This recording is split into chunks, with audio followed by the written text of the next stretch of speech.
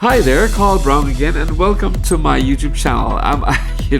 It's great. It's my time tunnel.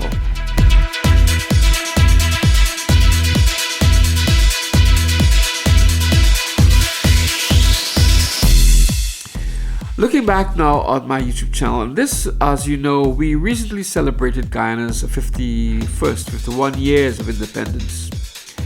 And I attended a session that's held every month here in London. It's called Guyana Speaks. A very great venture, very great initiative. Okay, so Guyana Speaks is made up of a team of 4 currently at the moment. So that's Rod Westmus, Ray Hendricks, Tafawa, and obviously myself. We use the venue at the Classics on the last Sunday of every month. We hold something that's themed around Guyana. So it could be on literature. Last month we did something on Edgar Mittelhauser, Michael Abbott's Cy Grant. Today we looked at Guyana's rich interior. Next month we're going to be looking at Guyana's cricketing legends. So really the focus of Guyana Speaks is to bring the Guyanese community together. We would like to get pass on knowledge, share knowledge with everyone. We have so many fantastic people within the diaspora here in the UK with so much knowledge who've been involved at all sorts of different levels of society in Britain and back home in Guyana. And really it's just about showcasing the people within the Guyanese community and to say, look at a wonderful, rich heritage that we have. Let's make sure we share it and let's make sure we pass it on to the next generation. So that's Guyana Speaks. But also, I'd like to present to you, it's amazing what technology has done. Raquel Thomas Caesar, and she is at the Iwokrama rainforest in Guyana, talking about travel and tourism, a conservation area, beautiful. I've not been there, hoping to soon. But ladies and gentlemen, here is what took place at the Guyana Speaks Diaspora meeting that's held here in London every month, the last Sunday in each month. Be my guest. Hi. So I've given everyone a bit of a background to your work at Iwokrama International Centre. I just wanted to mention before I go on that Raquel is also now the new chair of the Protected Areas Commission. Raquel for me is really the ultimate true patriot of Guyana. She speaks out on so many issues within Guyana, on issues such as depression, suicide, domestic violence. She's also a founder member of the Citizens Against Rape. Hello everyone, I can see you now. How are you doing? Okay. Thank you for that wonderful introduction, Juanita. And yes, I do feel like I'm a Guyanese patriot, and I hope that more Guyanese will come home, not necessarily to live, but to participate in projects, but also to visit this wonderful and beautiful country of ours. Because many people that have left really, truly, honestly, maybe never traveled to the interior and have seen the beauty of this country that I personally have seen. I've really been fortunate to travel over many, many parts of this country. And I think when you do that, you really and truly fall in love with Guyana in many ways, many, many ways. Have you heard of the Rupununi? Yes. Good. And there is just this magnificent moment when you drive out of actually the Iwokrama rainforest. You get into some of the Anai rainforest. And then you drive out into this amazing village called Woweta. And there you see on the right the Pakarama mountain range. And then it just like from the rainforest to the savannas. It's just such an experience.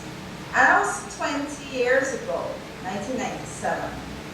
And I still get that feeling whenever I drive from Iwokrama, I'm going to the Rupununi. I still get that magical feeling of driving from the forest into the savannas. It's awe-inspiring. It's a wonderful landscape. So I think that is really, and for many of my colleagues who work at Iwokrama, I think often they say going to the Rupununi was a pivotal moment for them, either choosing conservation as a career or staying in conservation. Iwakrama. Iwakrama is a very special place. Iwakrama is a very special place to me. But Iwakrama is also a very special place, I think, if you think about how it's placed in the global context and also in the national context. It was 1989 that then President Hoyt recognized that the environment, sustainable management of resources was a very important issue to be tackled, and how he envisaged this was to put forward this 1 million acres of intact tropical forest landscape to the global community. That global community was the Commonwealth.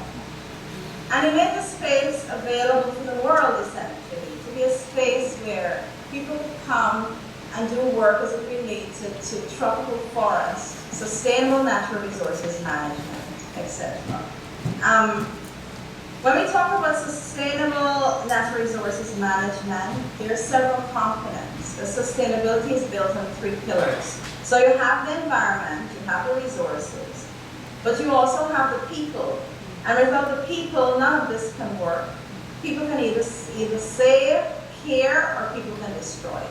So a very important component of Iwakrama's management is about people. And the third is about money. There's a saying we use when we give presentations at Iwakrama. We say, conservation without money is just a conversation. Another pillar of the legs, and then one of the main legs also involves the communities that we work with. And when I say communities, I'm talking here about 20 indigenous Mapuche communities that we work with. Guyana has 9 indigenous nations. I won't give you the test. I don't know if you know that, if you remember them all. But I know many would remember the Arawaks and the Caribs, right? So we work primarily with the Mapuche people. You might have heard of the Patagonians. We have some work with them as well. But we work with 20 Mapuche communities. And the premise is that these people have ancestral rights, along with some aspects of the Patagonia people, to that 1 million acres of forest. The other 19 communities lie south, and most of them are in the savannas. I'm going to say some names, and you just say aye if you know it. Anybody ever heard of Sarama Village? Aye. Oh, great. Anybody ever heard of Toka Village? Aye. Anybody heard of Apateri? Aye. Anybody ever heard of Fairview Village? Yes. Wonderful. Well, you're in luck today, because I really want to talk about valuing partners and valuing the expertise of the people that live in areas that we manage. And in this particular case, I want to talk about the indigenous people and the fact that we integrate indigenous knowledge and science as part of our management strategy. And I really don't think there's any other way to do it. We have to value people's knowledge. Indigenous people have been proven to be living in Guyana for over 12,000 years. They have dated the petroglyphs, the rock carvings on rocks. So between 7,000 and 12,000 years, those are the dates. And we have petroglyphs in Iwakrama as well. So the existence of people living in Guyana has been a long, long one. People have built up knowledge that we who recently came would never have. So in order to really make the best decisions for management, we have to work with the indigenous, I call them scientists, and merge it with modern science to get the best results. And part of that is really treating everyone with respect and equally. Today I have with me a wonderful woman. Leonie, please come. And it's a privilege for me to introduce her to you. Her name is Leonie. Stay with me for a few days. Say hi. Hi to England. This is Leonie. This is Leonie from Fairview Village.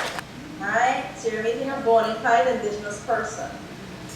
She's part of what we call the Makushi Research Unit. That Iwakrama worked with the communities to develop this unit.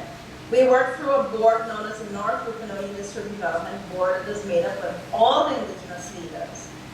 So the Makushi Research Unit, they do research in language, they deal with counseling people in alcoholism, domestic violence, a lot of things. I'll ask her to speak a little bit. But what I want her to tell you is that also her father was one of the first people that settled in Fairview and actually helped to create that village. So I'll just give her 2 minutes to say hi and a little bit about herself and her work. Well, my name is Leonie. Well, I'm from Fairview Village, the only village in the Iwakrama Resort. And I live there for almost 55 years now. My father is the one who created the village. He lived there for almost, I have to say, a half of a century before he died. And my role in the community is to help teach youngsters about life, especially like domestic violence and child abuse. I try all my best. Right now I am here with Miss Raquel on an outing. And I love to come to town. Leonie has been participating in many projects. She's come to town quite a few times. It's been 2 years. 2 years since she's come to town. She brought her youngest son, how old is he? 9 years old. And I didn't even realize this when I was bringing them out yesterday, that he'd never come to Georgetown. So it's the first time he'd seen the city. His eyes were very bright last night. So this is a very special person. She's been a friend for many years. She also had some sad events in her life. She just lost 2 of her sons within 6 months. The last one to cancer. So it's a reality. We lost one of the rangers last year. He was from Apatera. We lost him to stomach cancer. So these diseases that you think only affect certain people, increasingly they're coming into the communities with diseases such as diabetes and so on. That's just an interesting tidbit for you to know, because one of the issues that we really do have to think about is also health, diet, health, and a number of those other things. Also, Iwakrama we have our websites, www.iwakrama.org, and we have some other tourism websites which I'll share with Skype, with Juanita on Skype that she can share with you. We also have a Facebook page. You can contact us, Iwakrama International Center for Rainforest Conservation and Development, because we have a tourism unit that does make bookings and so on. We have various packages. A lot of the persons that come and do tourism at Iwakrama, we have a lot of people coming from the UK. Not Guyanese as so much, but we do have some. But we have a lot of these groups coming to do specialized birding, and those specialized kind of tourism as well. We would love to see more Guyanese coming, and I will certainly have Juanita share my email address as well. So anybody who would like to contact me, if you don't want to go through the tourism unit, you can just contact me. I can give you some more information and just direct you to the persons. Thank you. Okay, last question from Keith, and then I have to say thanks. I'm so pleased to see what you've done today. It's really inspiring. And it reminds me, because we both work together for the conference, the diversity conference, but also diaspora conference. But also, what I'd like to say is that what you just said is so enlightening, because I'm going to say something briefly about some of the work later that inspired my music from the Rupununi. And I was there recently, as you know, thanks to the minister. So keep on keeping on. Thank you. Okay, Raquel, Leonie, thank you so much. I should just say, Raquel is a fan of, well, I'm a fan of Raquel. Raquel took such good care of Rod and I when we were in Guyana. So thank you so much.